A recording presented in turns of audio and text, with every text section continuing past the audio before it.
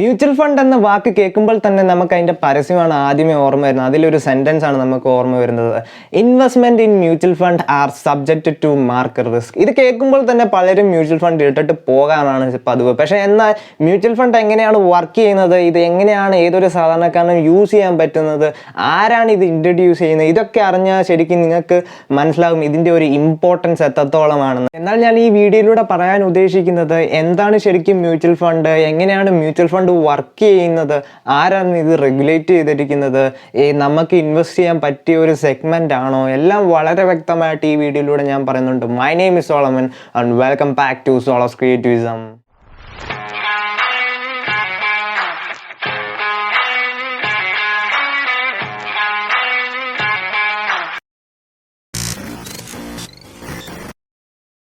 എന്താണ് mutual fund?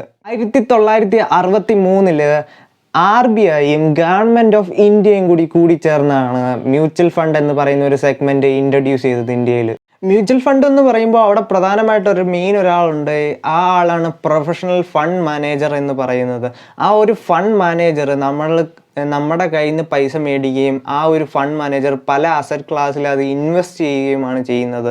അദ്ദേഹത്തിന് വളരെയധികം ഒരുപാട് ക്രൈറ്റീരിയ സെബി വെച്ചിട്ടുണ്ട്. അങ്ങനെയാണെങ്കിൽ മാത്രമേ അയാൾക്കൊരു ഫണ്ട് മാനേജറായിട്ട് ആ ഒരു ഫണ്ട് മാനേജ് ചെയ്യാൻ പറ്റുള്ളൂ. ഇവിടെ ഒരു കണ്ടീഷൻ എന്ന് പറയുന്നത് മിനിമം അദ്ദേഹത്തിന് ഒരു 5 years ഓഫ് എക്സ്പീരിയൻസ് ഫിനാൻസ് സെക്ടറിൽ ഉണ്ടായിരിക്കണം എന്നാണ് സെബി വെച്ചിരിക്കുന്ന ഒരു റൂൾ എന്ന് പറയുന്നത്. അതുകൊണ്ട് തന്നെ നമുക്ക് വളരെയധികം പേടിക്കേണ്ടോ ടെൻഷനോ കാര്യങ്ങളോ ഇല്ല. നമ്മുടെ ഫണ്ട് എങ്ങനെ ഇദ്ദേഹം മാനേജ് ചെയ്യുന്നു എന്ന കാര്യങ്ങളൊന്നും നമ്മൾ ശ്രദ്ധിക്കേണ്ട കാര്യമില്ല.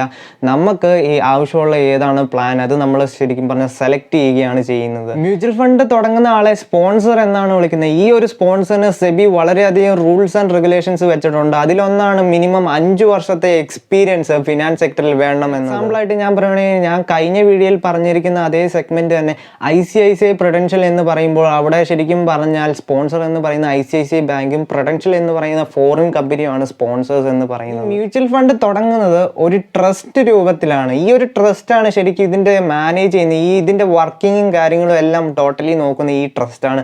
ഈ ട്രസ്റ്റ് എന്നിട്ട് എന്തൊക്കെയാണ് ആ ഒരു ഫണ്ട് മാനേജർ ചെയ്യുന്നത് എന്ന കാര്യങ്ങളെല്ലാം വളരെ വ്യക്തമായിട്ട് സെബിക്ക് റിപ്പോർട്ടായിട്ട് അയച്ചു കൊടുക്കും. ഇനി വരുന്ന വേറൊരു സെക്ഷനാണ് AMC, അസറ്റ് മാനേജ്മെന്റ് കമ്പനി. ഈ ഒരു അസറ്റ് മാനേജ് കമ്പനിയിലാണ് നേരത്തെ ഞാൻ പറഞ്ഞ ഫണ്ട് മാനേജർ വരുന്നത്. ആ ഫണ്ട് മാനേജറാണ് ഈ ഫണ്ടൊക്കെ ശരിക്കും മാനേജ് ചെയ്യുന്നത്. ഈ അസറ്റ് മാനേജ്മെന്റ് കമ്പനിയിലെ ഈ ഫണ്ട് മാനേജർ മേടിക്കുന്ന അസറ്റ്സ് കാര്യങ്ങളെല്ലാം നമുക്ക് വേണ്ടി മേടിച്ചു വെക്കുന്നത് എല്ലാം സ്റ്റോർ ചെയ്യുന്നത് വേറൊരിടത്താണ്. കാരണം എന്താണെന്ന് വെച്ചാൽ ചിലപ്പോൾ ഈ AMCക്ക് ഈ ഫണ്ട് മാനേജറിന് ഈ ഒരു ഫണ്ട് വേണമെങ്കിൽ മാനിപ്പുലേറ്റ് ചെയ്യാം, എന്തു വേണമെങ്കിലും ചെയ്യാം.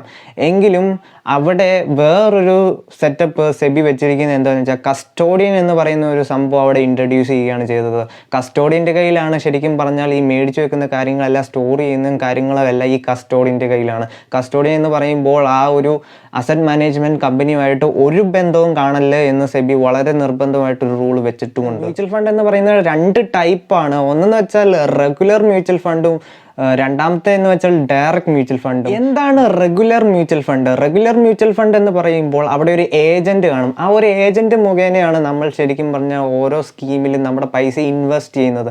ഇവിടെ ഒരു നെഗറ്റീവായിട്ടൊരു കാര്യം പറയേണ്ടത് എന്താണെന്ന് വെച്ചാൽ ഈ ഒരു ഏജന്റിൻ്റെ കയ്യിൽ നമ്മുടെ കമ്മീഷനും കാര്യങ്ങളും എല്ലായിടത്തെയും പോലെ തന്നെ കൊടുക്കുകയും ചെയ്യണം. പക്ഷേ കോമ്പൗണ്ടിങ് ഞാൻ പറഞ്ഞ പോലെ സെക്കൻഡ് വീഡിയോ പറഞ്ഞ പോലെ കോമ്പൗണ്ടിങ് മ്യൂച്വൽ ഫണ്ടിൽ വർക്ക് ചെയ്യുന്ന കാരണം നല്ലൊരു എമൗണ്ട് കമ്മീഷനായിട്ട് തന്നെ അദ്ദേഹത്തിന് പോകുന്നുണ്ട്.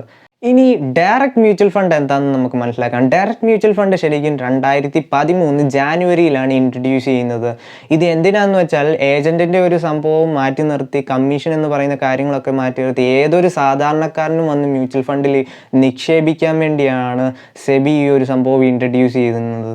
ഇവിടെ ഞാനൊരു കാര്യം ഓർമ്മിപ്പിക്കുന്നത് എന്താണെന്ന് വെച്ചാൽ നമ്മുടെ കയ്യിലിരിക്കുന്ന മുഴുവൻ എമൗണ്ടും ഒരു സ്കീമിലും എന്ന് വെച്ചാൽ ഷെയർ മാർക്കറ്റിലായിക്കോട്ടെ, മ്യൂച്വൽ ഫണ്ടിലായിക്കോട്ടെ, ബാങ്കിലായിക്കോട്ടെ, എന്തിലും ആയിക്കോട്ടെ നമ്മുടെ മുഴുവൻ പൈസയും ഒരു സെഗ്മെൻറ്റിലേക്ക് തന്നെ ഇടാതിരിക്കുക. അത് സ്പ്ലിറ്റ് ചെയ്ത് പല സെഗ്മെൻറ്റിൽ, ഇപ്പോൾ ഗോൾഡിൽ, ഡിബഞ്ചറിൽ, സ്റ്റോക്ക് മാർക്കറ്റിൽ, മ്യൂച്വൽ ഫണ്ട് സ്പ്ലിറ്റ് ചെയ്ത് ഇടുക മാക്സിമം. ഇതിനാണ് ഡൈവേഴ്സിഫിക്കേഷൻ എന്ന് പറയുന്നത്. ഇഷ്ടപ്പെട്ടാൽ തീർച്ചയായും ലൈക്ക് ചെയ്യുക, ഷെയർ ചെയ്യുക, സബ്സ്ക്രൈബ് ചെയ്യുക, കൂടെ ആ ബെൽ ഐക്കണും കൂടി പ്രസ് ചെയ്യുക. എങ്കിൽ മാത്രമേ ഞാൻ ഈ പറയുന്ന വീഡിയോ നിങ്ങൾക്ക് നോട്ടിഫിക്കേഷൻ ആയിട്ട് വരികയുള്ളൂ. Till then this is Solomon signing off.